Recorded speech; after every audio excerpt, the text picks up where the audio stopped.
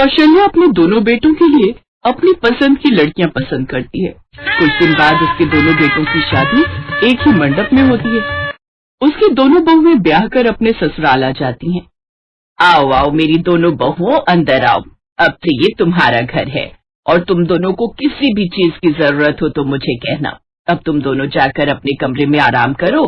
शाम को मोहल्ले की औरतें तुम्हारी मुंह दिखाई की रस्म के लिए आएंगी। दोनों अपने अपने कमरे में आराम करने चली जाती हैं। शाम को उनकी मुंह दिखाई की रस्म थी। मोहल्ले की औरतें उनके घर आती हैं।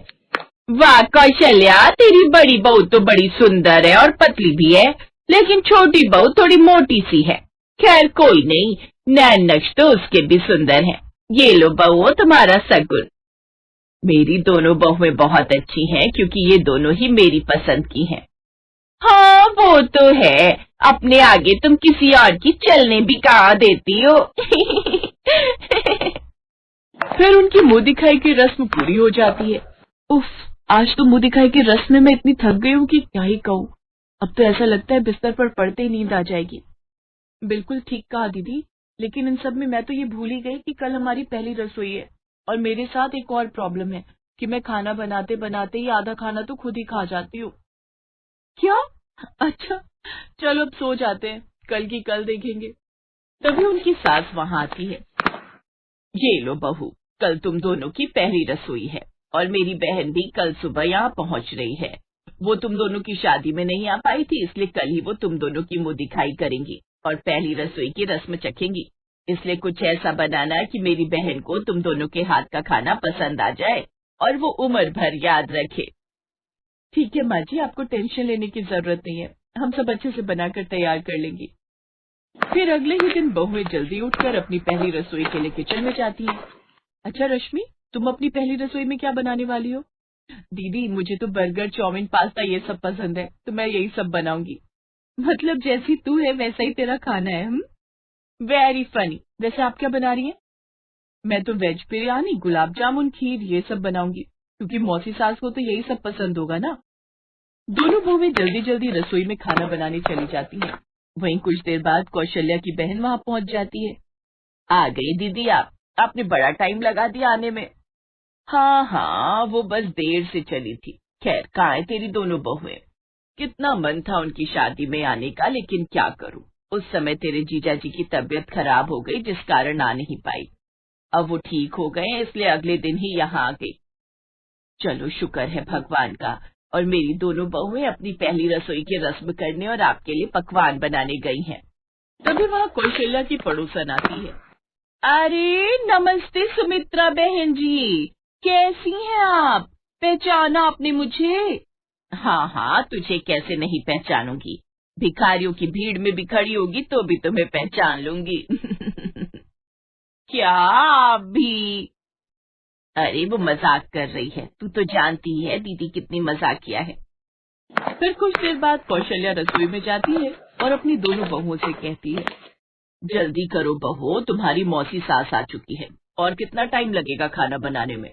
जी बस माँ जी, खाना भी समझो तैयार ही है, आप सब बैठिए, हम खाना लगा देते हैं। कुछ देर बाद दोनों बहुएं बाहर आती हैं। प्रणाम मौसी जी। प्रणाम मौसी जी। वो दोनों उसके पांव छूती हैं। उन दोनों को देखकर सुमित्रा कहती है, ओ तो ये है तेरी दोनों बहुएं। जी, ये बड़ी बहू और ये छोटी बहू है। बड़ी बहू तो सुंदर है, लेकिन छोटी बहू तेरी थोड़ी ज्यादा ही मोटी नहीं है? इसे देखकर तो ऐसा लग रहा है कि तू बहू नहीं बल्कि ट्रक का टायर लेकर आई है। ज्यादा कहा दीदी, बस थोड़ी सी मोटी है, अब घर के कामकाज करेगी तो पतली हो जाएगी। अरे मैंने तो तुझे एक से बढ़कर एक सुंदर लड़कियां दिखाई थी, लेकिन नहीं, तुझे तो अपनी पसंद की लड़कियों से अपने बेटों की शादी करवानी थी। अब देख तो तू कैसी बहू में लाई है, एक तो कुछ ज्यादा ही पतली है और कुछ ज्यादा ही मोटी है।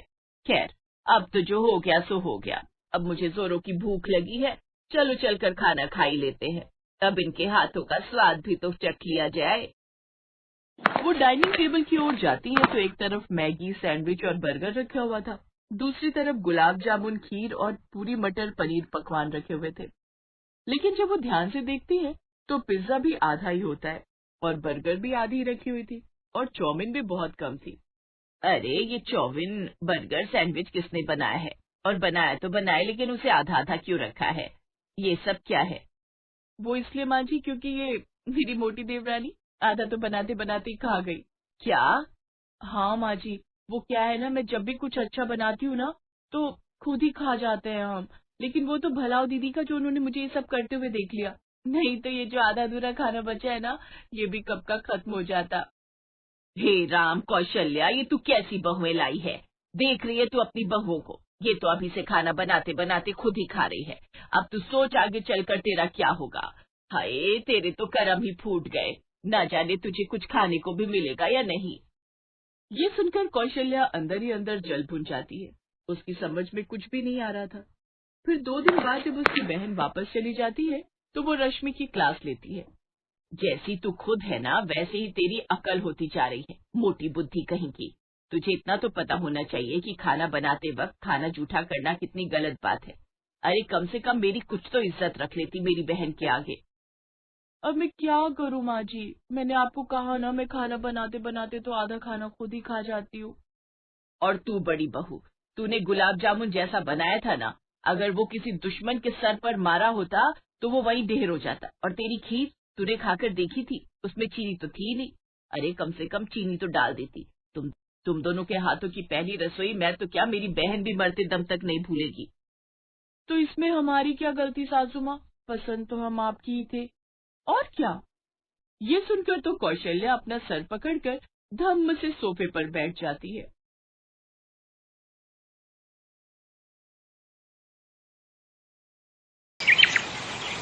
आइए आइए, मात्र 100 रुपए के बदले पेट भर के पुलाव खाइए। अनलिमिटेड पुलाव, जितना मर्जी उतना खाइए। आइए आइए।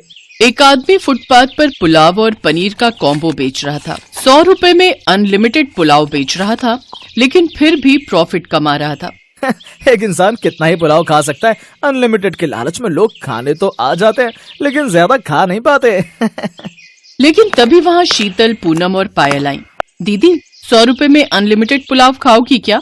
हाँ हाँ, क्यों नहीं। ए ठेले वाले, 100 रुपए में अनलिमिटेड खाना मिलेगा ना? हाँ जी, जरूर मिलेगा। अभी भी सोच लो, बाद में रोने मत बैठ जाना।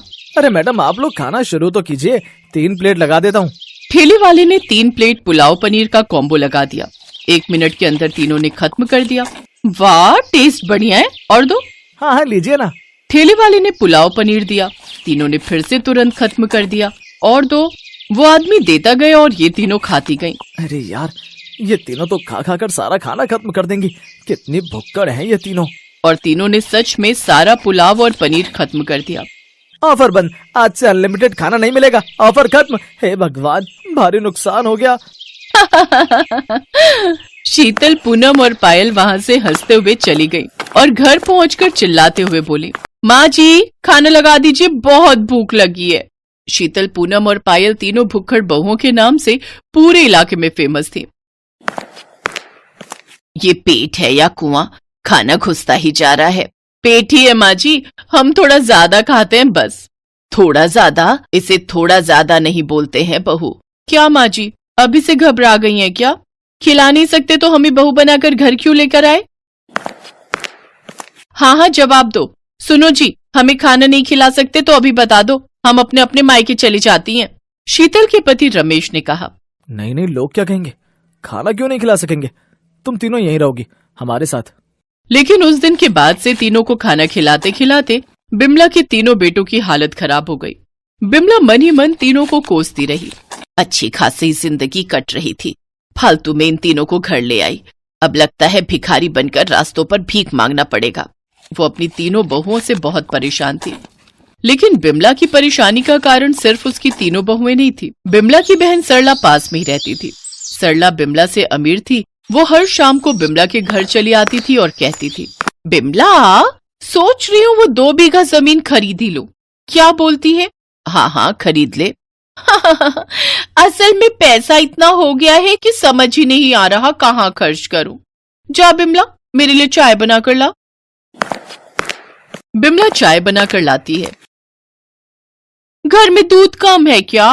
मैं थोड़ा ज्यादा दूध वाली चाय पीती हूँ, गरीबी की आदत नहीं है ना।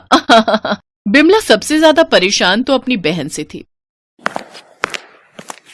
सुबह से लेकर शाम तक तीनों भुक्खड़ बहुओं के लिए खाना बनाओ और शाम को अपनी बहन से ताने सुनो। क्या जिंदगी है मेरी, ये सब छोड़ छाड़ कर मैं चली जाऊंगी, बहुत दूर चली जाऊंगी।